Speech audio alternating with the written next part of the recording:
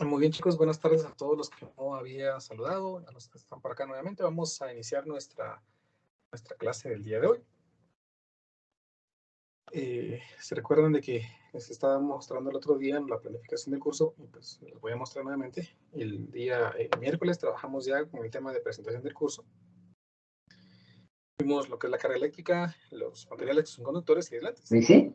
¿Y el siguiente? Sí. También vamos a trabajar hoy el tema ya de ley de Coulomb, hoy 4 de febrero. Entonces empezamos con el tema de ley de Coulomb. A mí me gustaría que ustedes también tuvieran en su cuaderno, pues esta guía como para que sepan qué días vamos a trabajar. Por favor, que tenerla presente para que no vayan a ir desfasados en algún momento que estén perdidos en alguna clase.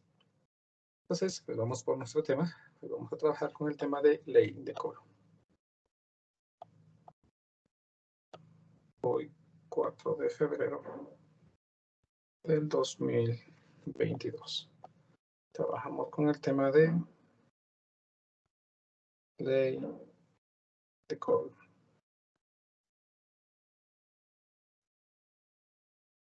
A ver, pues, la ley de Coulomb es una ecuación que intenta describir la fuerza con la que se atraen o que se repelen dos cargas dos cargas que existen, ya sean de igual signo o de signo contrario. Se recuerdan que en la última clase hablábamos de que existían cargas que podían atraerse y cargas que podían repelerse dependiendo del signo que tenían, ¿no? La ley de los opuestos. Las cargas opuestas se atraen y las cargas iguales se repelen. Charles Coulomb intentó describir esta fuerza con una ecuación. Él estaba seguro de que la fuerza que existía entre las cargas debería ser proporcional a las cargas que estaban interactuando. Es decir, la fuerza es proporcional a dos cargas que tengamos, a una carga Q1 y a una carga Q2. Ahora, también se dio cuenta de que la fuerza entre las dos cargas iba siendo menor conforme las separaban. Sin embargo, pues no era únicamente inversamente proporcional a la distancia, sino la fuerza resultaba ser inversamente proporcional al cuadrado de la separación entre estas cargas. Es decir, la fuerza variaba conforme variaba el cuadrado de la distancia y no solamente la distancia. Finalmente, para que esto sea una ecuación, la fuerza, en esta ecuación, esta proporcionalidad la podemos cambiar a una igualdad si nosotros agregamos una constante que vamos a llamar K sub E. De momento la vamos a llamar constante eléctrica. Por constante 1 por constante 2 y dividido la separación entre las cargas. A esta ecuación que nosotros tenemos aquí es a la que se le conoce actualmente como la ley de Coulomb.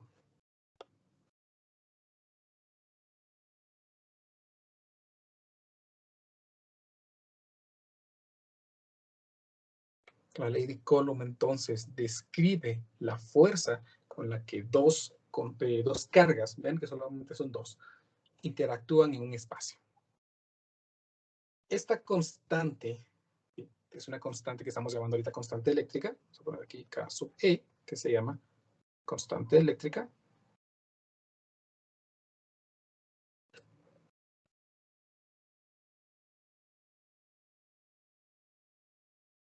Tiene unidades propias. Si nosotros de esta ecuación, en la que acabamos de describir la fuerza, esta ecuación de aquí, despejamos la constante eléctrica, obtendríamos que la constante eléctrica estaría dada por la fuerza por la distancia al cuadrado dividido la multiplicación de la carga 1 y la carga 2.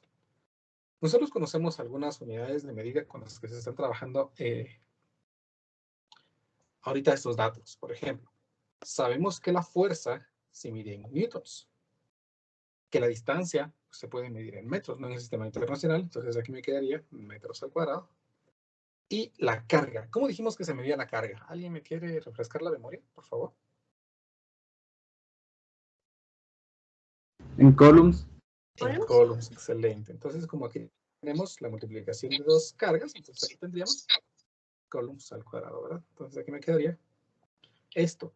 Esta expresión de aquí es la unidad de medida de la constante eléctrica. Los newtons por metros al cuadrado sobre coulomb al cuadrado.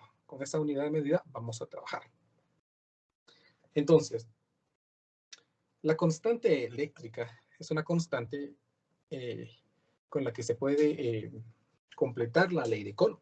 Sin embargo, no fue fue Charles Coulomb quien encontró ese valor, sino más adelante, mediante una balanza de torsión, se logró encontrar que la constante eléctrica, ¿ven? La constante eléctrica tiene un valor aproximado de 8.99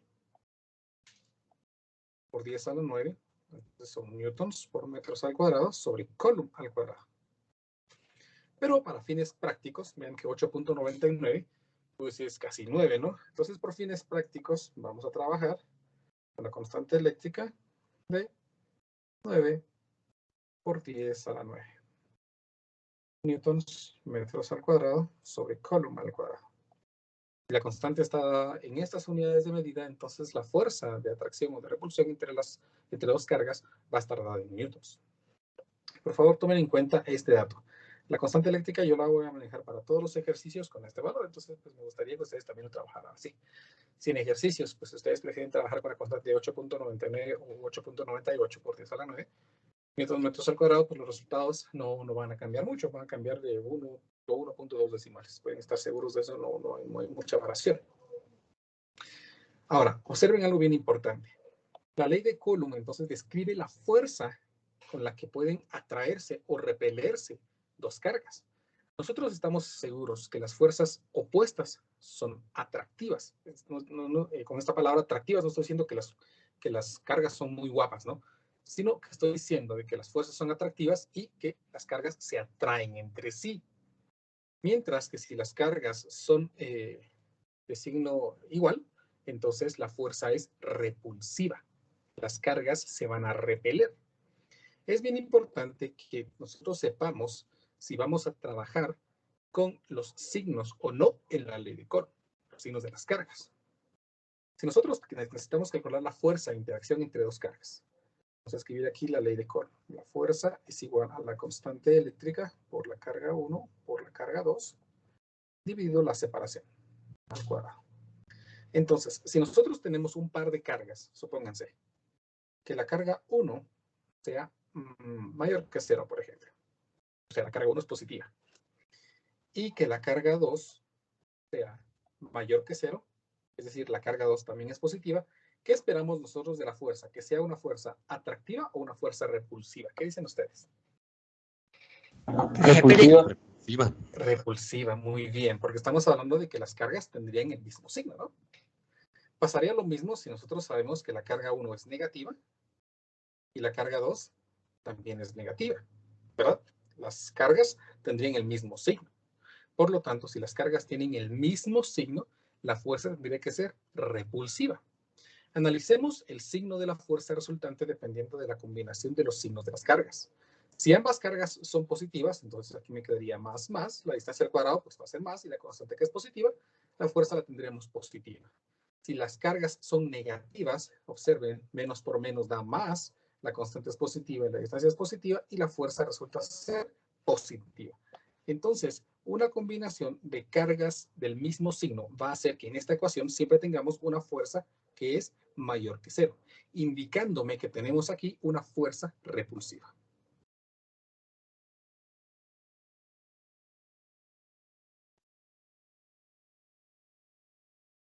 En la mayoría de casos es más simple si nosotros omitimos los signos y únicamente hacemos el análisis de ver cuáles son esos signos que están combinando las cargas. Si son iguales, pues se repelen y si son opuestos, pues se van a atraer.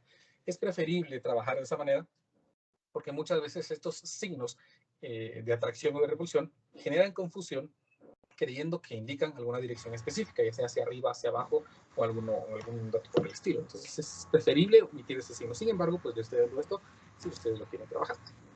Entonces pónganse que tenemos ahora una carga Q1 menor que 0 y una carga Q2 mayor que 0. En este caso, observen, la carga 1 es negativa y la carga 2 es positiva. Por lo tanto, son signos, son cargas opuestas y esperamos tener una fuerza atractiva.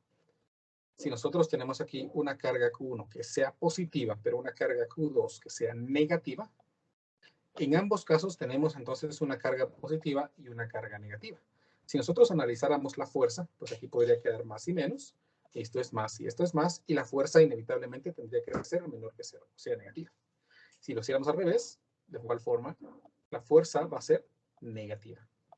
Por lo tanto, una combinación de cargas de signo opuesto va a generar que la fuerza sea negativa. ¿Qué me indica una fuerza negativa? Pues me va a indicar que tenemos una fuerza atractiva. Es decir, las cargas se atraen entre sí. ¿Estamos? Pero es importante, yo quiero recalcar aquí, que este signo que estemos obteniendo aquí no me está dando dirección. Es decir, no me dice si una carga se mueve hacia la izquierda o se mueve hacia la derecha, sino únicamente me está indicando si es repulsiva o es atractiva. Por eso yo prefiero omitir los signos y hacer el análisis de la dirección por aparte, porque recuerden que la fuerza es un vector. Debemos manejar tanto la magnitud de la fuerza como la dirección a la que se está aplicando. Entonces, vamos a poner aquí una notita en la que el signo no indica dirección. Tomen en cuenta eso, por favor. El signo de la carga que obtengamos en este análisis no me va a indicar una dirección. Por ejemplo, estamos muy acostumbrados a que si sale negativo, entonces es a la izquierda, ¿no? Generalmente. Pero este signo lo único que me está indicando es que la fuerza es atractiva. Por favor, mejor si toman esta nota muy, muy bien clara allí. ¿Estamos? ¿Alguna pregunta de momento, chicos?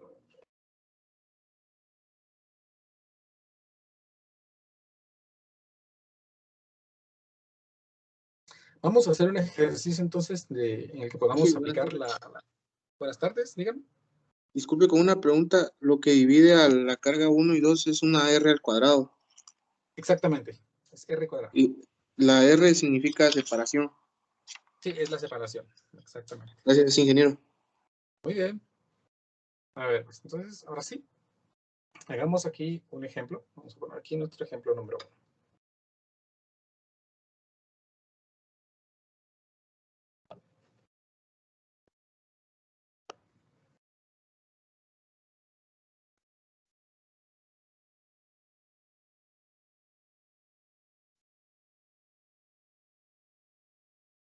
Ahí está.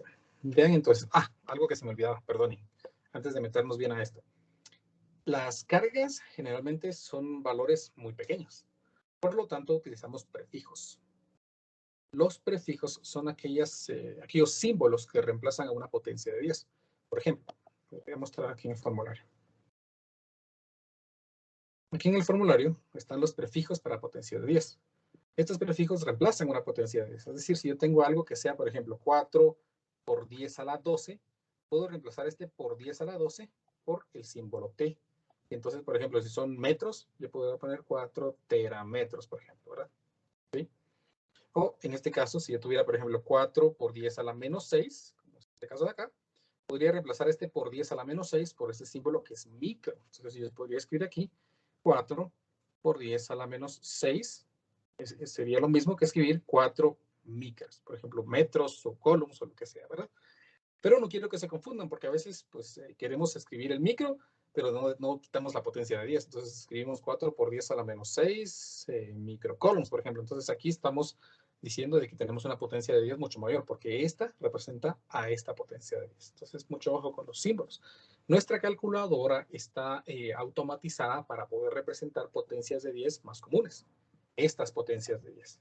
Si ustedes saben su calculadora, como en mi caso, yo tengo esta calculadora que traté de la muy parecida a la que ustedes tienen, que es una Classmiss. Si ustedes se fijan acá arriba del 8, yo tengo una tecla que se llama ENG. Entonces, supónganse que mi resultado salió 0.000025. 6, ahí está. Y lo quiero convertir a potencia de 10, pues ustedes en su calculadora simplemente le presionan donde dice ENG. En mi caso, pues me despliega una ventana. A ustedes automáticamente les transforma el valor a algo como 2.56 por 10 a la menos 6. Eso permite, ¿sí? Eso permite que la escritura de los prefijos sea muchísimo más fácil. Por ejemplo, 2.56 por 10 a la menos 6 lo podríamos escribir como 2.56 micro, ¿no? Si son columns, pues microcolumns. Entonces, por favor, esta tabla de prefijos nos va a ser muy, muy útil ahorita. Sí, Vamos a utilizar muchos prefijos. Dígame. ¿Cómo se llama la aplicación de la calculadora que usted tiene? Esta, no me acuerdo, la verdad. Vamos a ver cómo se llama. Es NCalc FX. Ahí está, ya le tomé screenshot, gracias. Muy bien, NCalc FX. Ahí está. Oh, perdón, ¿cuál era el botón que decía para...? Es la tecla ENG. En mi caso, en la calculadora está ok. arriba del 8. Ok, En la gracias. ClassWiz, aunque tenía una ClassWiz yo, sí, también está arriba del 8. Es ENG. Ok, gracias. Sí. Esa es muy útil, ¿verdad? Si Chico. ustedes la presionan otra vez, entonces les aumenta o les disminuye la potencia de eso. ¿Perdón? No, dije, disculpe, error mío. Muy bien. A ver, pues entonces, miremos. Dos esferas, cada una con una carga de 3 microcoulombs. Entonces tenemos dos cargas, dos esferas con una carga de 3 microcoulombs. Están separadas a 20 milímetros. El problema pregunta, ¿cuál es la fuerza de repulsión entre ellas? Bien, el problema me indica de una vez que la fuerza ya es de repulsión. Entonces, pues yo puedo omitir los signos. En este caso, pues tenemos que dos cargas son iguales. Entonces yo voy a escribir aquí que la carga 1 es igual a la carga 2 y ambas son iguales a 3 microcoulombs. Recuérdense que el micro es lo mismo escribir 3 por 10 a la menos 6 coulombs.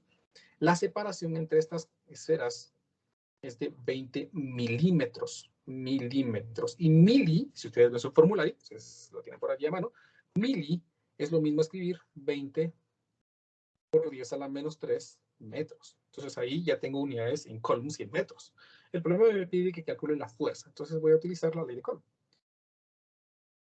La fuerza se calcula como la constante eléctrica multiplicado por la carga 1, multiplicado por la carga 2 y dividido por la separación al cuadrado entre estas cargas. En este caso la constante dijimos que la manejaríamos como 9 por 10 a la 9 con sus unidades que son newtons, metros al cuadrado sobre coulomb al cuadrado, multiplicado por la carga 1, que vimos que es de 3 microcoulombs, o sea, 3 por 10 a la menos 6 coulombs, por otra que es igual, entonces le voy a escribir aquí al cuadrado, dividido la separación, que es de 20 milímetros, o sea, 20 por 10 a la menos 3 metros al cuadrado. Por lo tanto, la fuerza, si nosotros metemos datos a nuestra calculadora, vamos a ver, me quedaría 9 por 10 a la 9, por 3 por 10 a la menos 6 al cuadrado, dividido 20 por 10 a la menos 3 al cuadrado. Y obtengo que esta fuerza es de 202.5 newtons.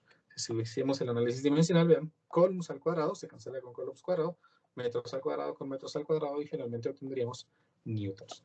Y así hemos encontrado el valor de la fuerza repulsiva de esas dos cargas iguales. ¿Complicado? ¿Se comprende? ¿Alguna duda?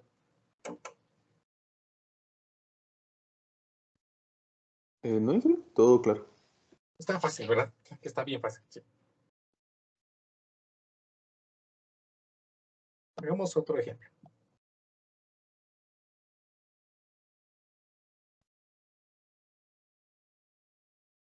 Inge, disculpe, solo podría regresar un momento en el ejemplo anterior. Claro, ahorita regreso. Solo escribo aquí ejemplos. ¿Estamos?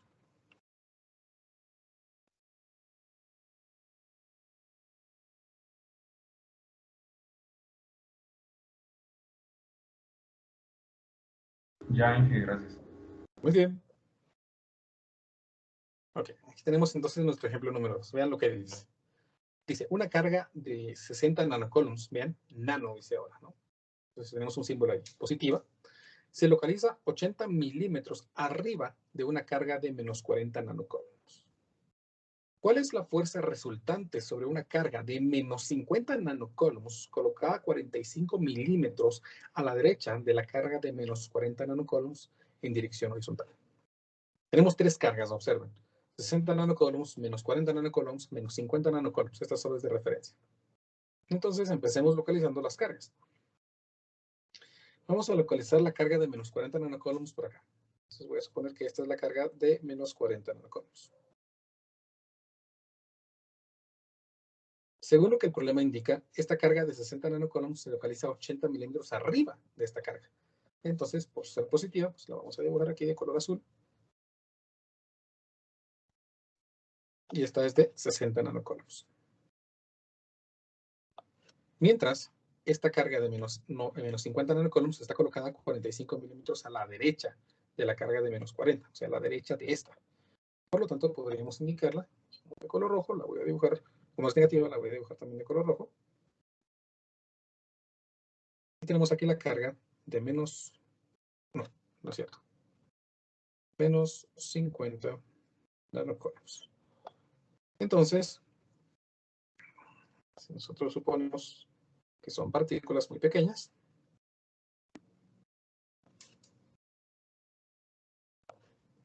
más o menos quedarían las cargas así, ¿verdad? Las separaciones, el problema me las estaba dando. Tenemos aquí una separación de 45 milímetros. Tenemos por acá una separación de 80 milímetros. Okay. El problema quiere que determinemos cuál es la fuerza resultante sobre una carga de menos 50 nanocoulombs. Es decir, cuál es la fuerza resultante sobre esta carga. ¿Por qué una fuerza resultante? Porque vean, la ley de Coulomb permite determinar el valor de fuerzas que interactúan entre dos cargas. Por lo tanto, yo puedo determinar la interacción entre estas dos y luego determinar la interacción entre estas dos.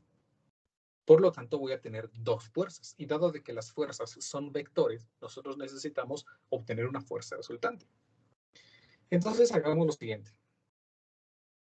A ver, ayúdenme ustedes, por favor. Estas cargas de aquí, que estoy intentando subrayar, estas cargas de aquí, tienen signos opuestos. Entonces, ¿la fuerza entre ellas es atractiva o es repulsiva? Es atractiva. Es atractiva. Perfecto. Es atractiva, dije. Atractiva. Bien. Por lo tanto, esta carga... Atractivo. Ahí está. Esta carga querría irse hacia la carga de arriba. Entonces, aquí vamos a marcar esta como una fuerza 1. Y veamos la interacción entre estas dos. ¿Sería una fuerza de repulsión o de atracción? De repulsión. De repulsión. Repulsión. Sería una fuerza entonces de repulsión. Vamos esto un poco para acá. ¿Dónde estamos? Y aquí voy a colocar entonces la fuerza 2. Noten entonces que tenemos dos fuerzas y necesitamos encontrar la fuerza resultante. Calculemos entonces la magnitud, o sea, solo el valor de la fuerza número 1. La fuerza número 1 la podemos determinar. Ingeniero, perdone. Dígame. O sea que si la fuerza 2 fuera atractiva, iría hacia adentro, ¿no? Exactamente, si fuera hacia adentro. Ah, bien. Gracias. Muy bien. Entonces, veamos, calculemos ahorita la fuerza 1, que es la interacción entre estas dos cargas de acá. 60 nanocoulombs y 50 nanocoulombs. Como estoy calculando la magnitud de la fuerza, puedo omitir los signos. Entonces escribo aquí 60 nanocoulombs multiplicado por 50 nanocoulombs. Vean, allí he omitido el signo. Dividido la separación entre ellas. La separación entre ellas es esta distancia de aquí, que no la tengo. Solamente tengo esta distancia de acá. Por lo tanto, al tener aquí dos distancias, puedo calcular esta hipotenusa, ¿no? Así rapidito, veamos cuánto es. Es 80 al cuadrado más 45 al cuadrado y esto en raíz cuadrada. Dejémoslo así. 5 raíz de 337 milímetros. Entonces voy a escribir aquí que esta es 5 raíz de 337 milímetros.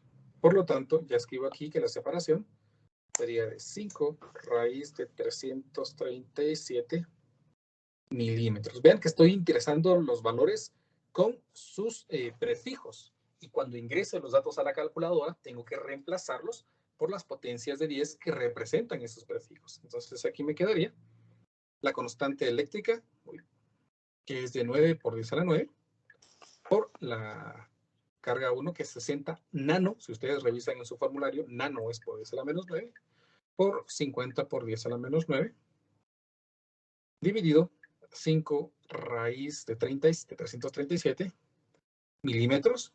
Entonces aquí por 10 a la, vamos a escribirlo así, por 10 a la menos 3. Y esto al cuadrado. Y ahí está el valor de nuestra fuerza. Vean, más o menos. Lo ponemos en modo N para determinar. Y me queda que es de 3.205 por 10 a la menos 3 N newtons. Ahí tengo entonces el valor, la magnitud de la fuerza 1. La magnitud, porque su dirección yo ya sé que es hacia la carga de 60 nanocoulomb.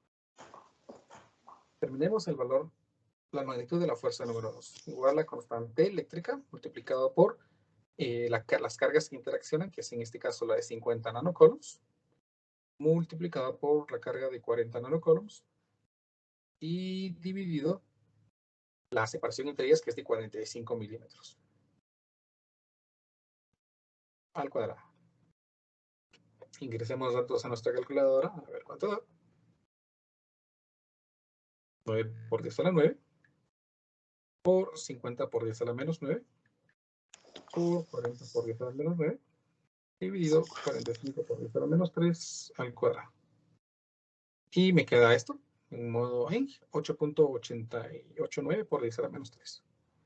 8.889 por 10 a la menos 3 newtons. Ahí tengo las magnitudes de las fuerzas. El problema no quiere eso. El problema quiere que determinemos la fuerza resultante. Entonces ahora vamos a necesitar calcular esta fuerza resultante. Esto es algo de física básica, ¿no? Dígame. Una pregunta, en este problema no tiene nada que ver que la constante eléctrica se trabaja con metros.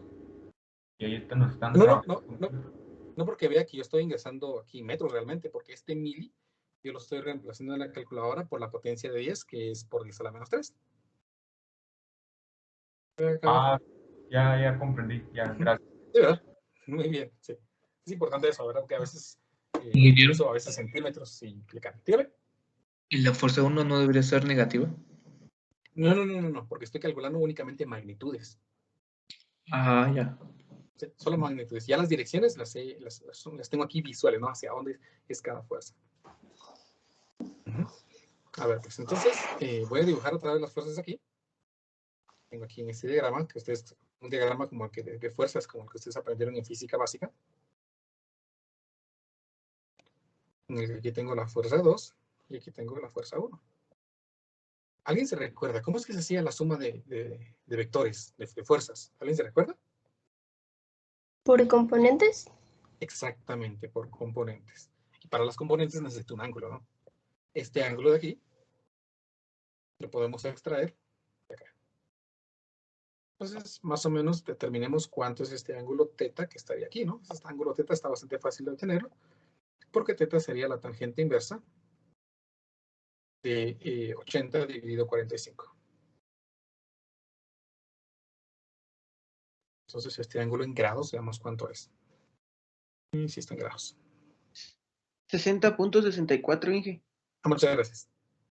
60.64 grados. Ahí está, muy amable. Entonces, ahí tenemos el valor del ángulo. Vamos a escribirlo aquí. 60.64 grados. Y entonces vamos a sacar nuestras componentes. Se recuerdan que las componentes las sacamos tanto en X como en Y. La fuerza 2 está totalmente en X, por lo tanto no tiene componente en Y. Entonces calculemos aquí el valor de la componente en X. El valor de la componente en X no es nada más que la fuerza 1 por el coseno del ángulo. Y la fuerza 1 en Y es la fuerza 1 por el seno del ángulo. Notemos que la fuerza 2 en X pues es la fuerza 2. Y la fuerza 2 en Y es 0. Entonces determinemos estos valores por acá, pues aquí queda 0. Ya si ponemos este marco de referencia, entonces observemos que la componente de la fuerza 1 en X va a ser negativa, ¿no? Entonces aquí ya le vamos a colocar ese signo indicándome que está apuntando de acuerdo al marco de referencia que coloqué hacia un lado contrario de la fuerza 2. Entonces la fuerza 1, 3.205 por 10 a la menos 3. 3, ahí está, por el coseno de 60.64. Y me da ese valor de 1.571 por 10 a la menos 3 newtons. Calculamos ahora 0.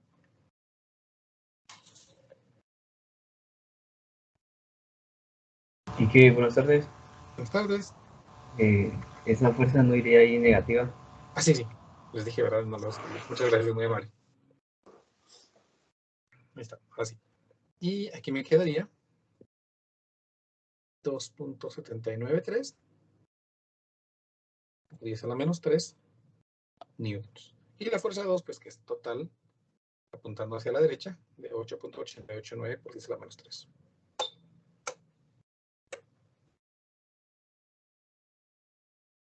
Entonces aquí determinemos la suma de las fuerzas en el X.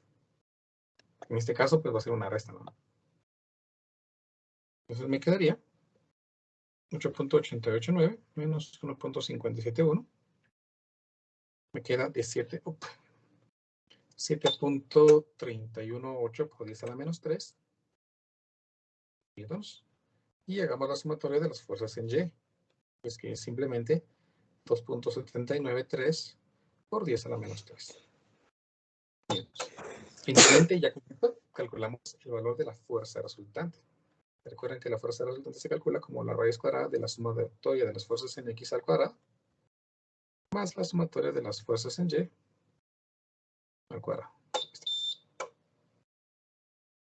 Aproximemos esto entonces, aquí me quedaría 7.318 al cuadrado más 2.793 al cuadrado y le saco raíz cuadrada y me da 7.83 por 10 a la menos 3. Por 10 a la menos 3 newtons. Ahí tendríamos entonces la magnitud de la fuerza resultante. Necesitamos ver algo en el problema. Me está pidiendo calcule la fuerza resultante. Cuando el problema me pide una fuerza, me está pidiendo, por ser vector, tanto su magnitud y su dirección. No, entonces necesito determinar ahorita, ya que ya calculé la magnitud, la dirección. Entonces calculemos la dirección. Y la dirección la calculamos en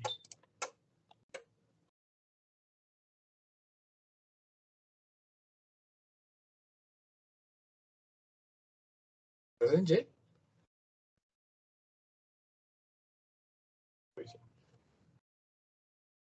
Dividido la sumatoria de fuerzas en X.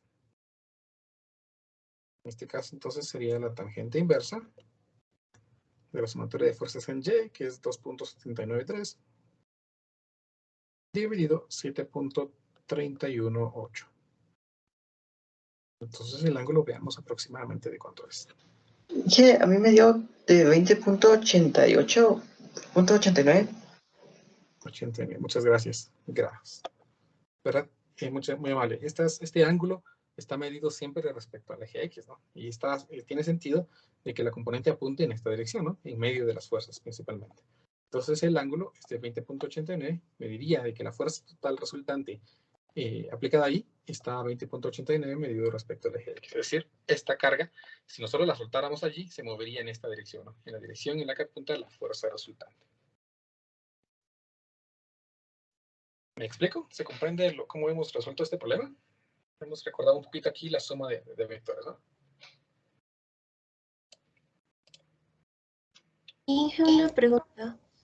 Dígame. Si cuando esa carga se mueva, va a afectar a las demás, a las otras dos cargas. Podría afectarla. De hecho, si nosotros tuviéramos las tres cargas libres en el medio, pues cada una se movería en la dirección que le corresponde, ¿no? Esta, por ser atractiva, que sí que se querría moverse en esta dirección, esta alejarse, y esta, debido a estas dos, se movería. Es decir, habría un caos total en el movimiento, ¿no? Pero si nosotros suponemos que estas dos cargas están fijas y esta es la única móvil, esta es la que se movería en esta dirección, sin embargo, se movería con una aceleración variable, ¿no? Porque la fuerza depende de la distancia, y con el hecho de cambiar un poco su posición, su distancia ha cambiado, por lo tanto la fuerza ha cambiado, y por lo tanto la aceleración cambiaría. Suponiendo en el caso de que estas dos cargas estén fijas. Ah, muy bien, gracias. Muy bien. ¿Estamos? ¿Se comprende? Disculpe. Dígame. O sea, ¿podría repetir otra vez cómo sacó la fuerza resultante? La fuerza resultante solo la saqué sacando la raíz cuadrada de la suma de las resultantes al cuadrado. Como Pitágoras, más o menos, ¿no? Gracias, ingeniero. El cuadrado, más esta componente al cuadrado, sumadas en raíz cuadrada y me da esto. Bueno, digo yo, ¿verdad? Si me he equivocado, pues me dicen siempre, ¿no? Por favor.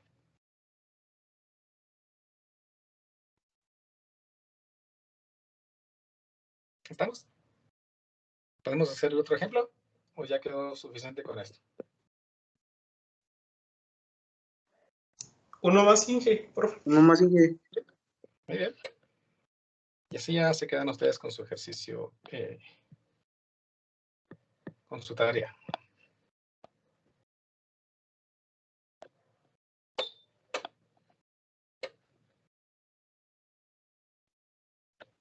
A ver, dice este problema así. Los 3 problemas de hoy salieron de Tippens. Tippens es un libro bien fácil. 2 esferas de 3 gramos están suspendidas de un mismo punto mediante 2 hilos delgados de seda de 80 milímetros con masa insignificante. ¿Qué carga habrá que colocar en cada esfera para que estén separadas en sus posiciones finales por una distancia de 50 milímetros? Intentemos dibujar cómo estaría esto, ¿no? Tenemos 2 esferas, ¿verdad? Con una masa específica que están suspendidas de un mismo punto con hilos de cierta longitud. Entonces, supongamos que el punto en donde están anclados, pues es este de acá. Voy a suponer que ya le hemos asignado la carga. Uy.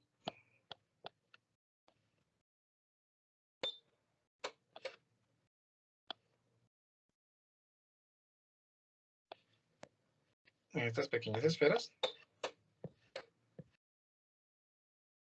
Una por aquí, otra por acá. La longitud de los hilos es de 80 milímetros. Ahí estamos. Entonces el problema pregunta qué carga habrá que colocar en cada esfera para que estén separadas en sus posiciones finales por una distancia de 50 milímetros. Entonces necesitamos que la separación entre estas sea de 50 milímetros. Sí. La masa de cada esfera es de 3 gramos. Entonces aquí voy a colocarle 3 gramos, 3 gramos. La carga de cada una, es desconocida. Y vamos a suponer pues que le estamos haciendo la misma carga, ¿no? ¿Qué carga habrá que colocar en cada esfera? Si le estamos asignando la misma carga a cada esfera. Para determinar entonces esta carga, vamos a saber de que se supone que en este punto las esferas se van a quedar estáticas, no van a tener movimiento. Por lo tanto, yo sabría que podríamos hacer el análisis de una carga y ver su comportamiento, sabiendo de que está en equilibrio. Supónganse entonces que esa carga, nosotros la dibujamos por aquí. Intentemos examinar qué fuerzas interactúan en esa carga, en esta de aquí, en esta esfera. Pues dado que tiene una masa, entonces pues va a tener un peso hacia abajo, ¿no? Entonces le voy a dibujar aquí su peso. Masa por gravedad. Para que pueda quedar en esta posición, si las cargas tienen la misma carga, entonces se están repeliendo entre sí. Por lo tanto, hay una fuerza repulsiva que la empuja. Y la empuja queriéndose alejar de la otra carga. Por lo tanto, voy a dibujar aquí esto que voy a llamar aquí una fuerza eléctrica.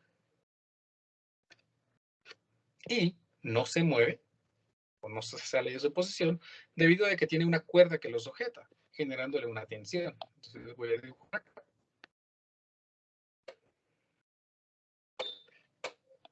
Otro vector que representa la tensión. Esto de aquí va a ser el diagrama de cuerpo libre de una de las masas, en la que aparte de la tensión y del peso, pues le hemos agregado aquí una fuerza eléctrica. Entonces, pues tenemos lo mismo, ¿no? Lo mismo que antes prácticamente. Voy a dibujar aquí otra línea que representa la continuidad de un eje, por ejemplo el eje X. Y acá el eje Y.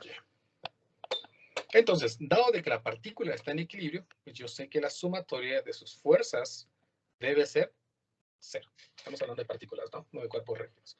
Entonces, la suma de fuerzas debe ser igual a 0. Tanto en el eje X como en el eje Y debe ser igual a 0. Entonces, aquí necesitamos un ángulo, ¿no? Si nosotros empezamos con la sumatoria de fuerzas en Y igual a 0, observen que las fuerzas en Y serían la tensión por el seno del ángulo menos masa por gravedad, y eso debe ser igual a 0. Y si hacemos la suma de las fuerzas en el eje X, también igual a 0. Aquí me quedaría la tensión por el coseno del ángulo menos la fuerza eléctrica, y esto sería igual a 0.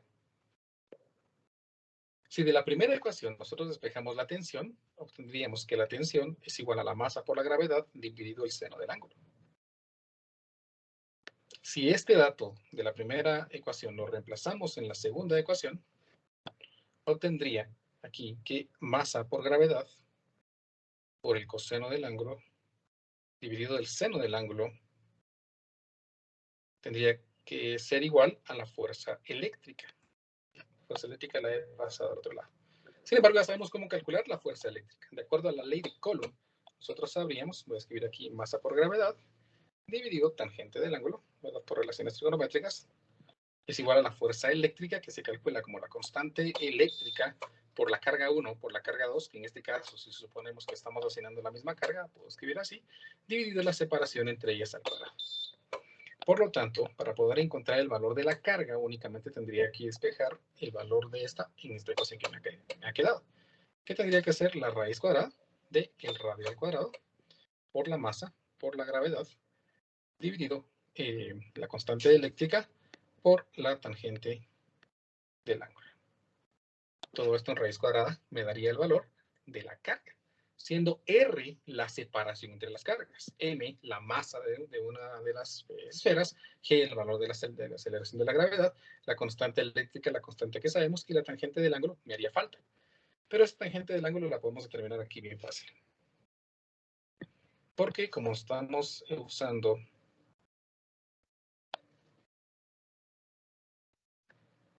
este de acá, podemos determinar cuánto es ese ángulo, ¿no? Sabemos que esta distancia de aquí tendría que ser de 25 milímetros. Entonces, el ángulo debería ser el coseno inverso de 25.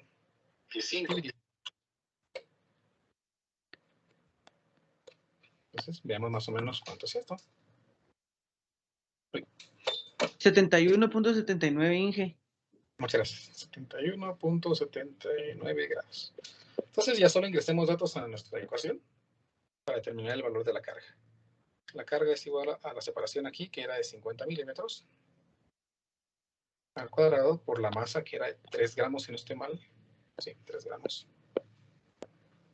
O sea, 3 por 10 a la menos 3 kilogramos. Por la gravedad, 9.8 metros sobre segundos al cuadrado.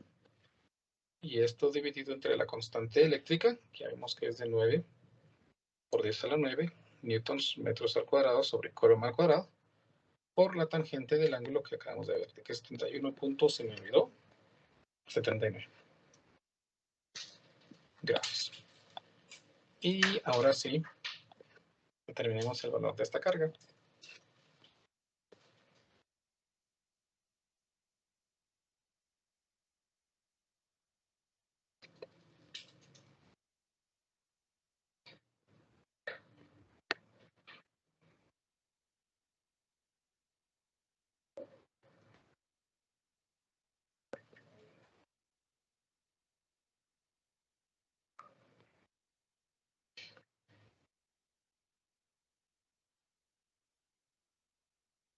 Y ahí está. Entonces, pincho la tecla en y me queda que debe ser de 51.8 más o menos, por 10 a la menos 9, que se representa como nanocoulombs. Entonces, si le damos una carga de 51.8 nanocoulombs a cada una de esas esferas, quedarían separadas 50 milímetros y están sujetas por un hilo de 80 milímetros. ¿Estamos? Y hasta aquí la clase de hoy. Me pasé 2 minutos, perdón. Ya está activo la tarea en el Moodle para que puedan empezar a resolverla. Acuérdense que tienen 24 horas para poder subir sus respuestas. Si no hay preguntas, entonces yo les deseo una buena tarde y un buen fin de semana y nos miraríamos el día lunes para continuar con el contenido del curso. Gracias, Inge. Feliz tarde. Cuidado. Cuídense mucho. Feliz tarde, ingeniero. Feliz tarde. Cuídense, que estén bien. Ingeniero, disculpe una pregunta. Ingeniero. Ana y Ana. Yo tengo una duda con un ejercicio del libro de Giancoli. ¿Lo podríamos ver la siguiente clase? Claro, si quieren me lo pueden mandar al Telegram o a la página de Facebook, como deseen, y ya lo reviso. Ah, muy bien, gracias. Muy bien. Bueno, Bueno, buenas tardes. Dije una pregunta. Dígame. ¿Los ejercicios de qué libro son, perdón? Los de hoy salieron del libro de Pippen. Ah, bueno, gracias. Muy bien, Eduardo.